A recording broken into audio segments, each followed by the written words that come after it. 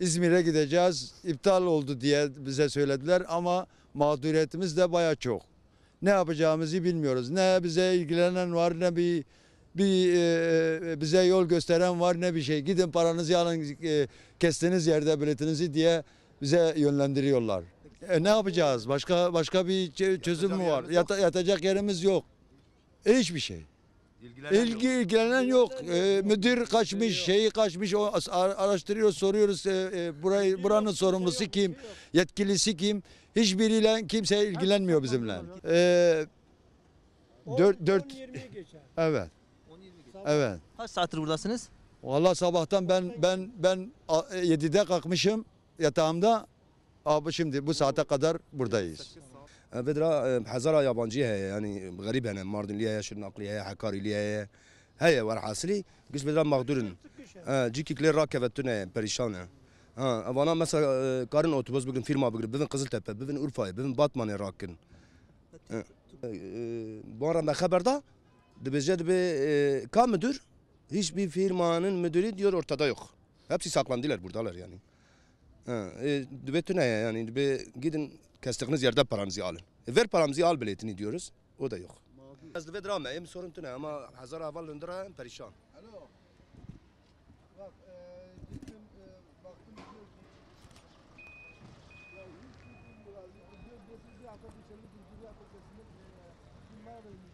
4-8 bin karşıla tamam mı? Onu araymış. Seni bize hizmetleri arayınca.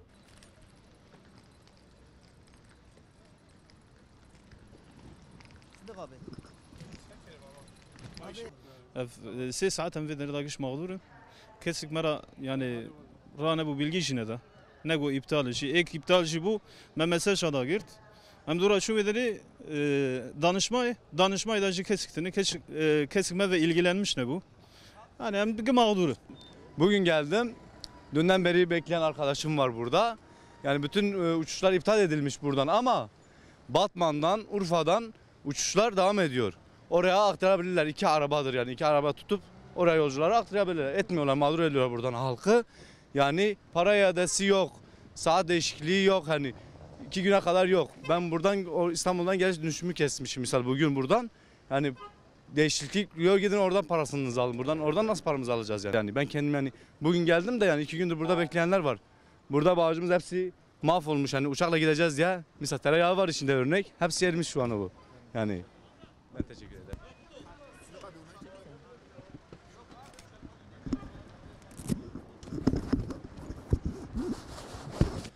Diyarbakır'dan İstanbul'a sabah 7:30 uçağıyla gitmek zorundaydım.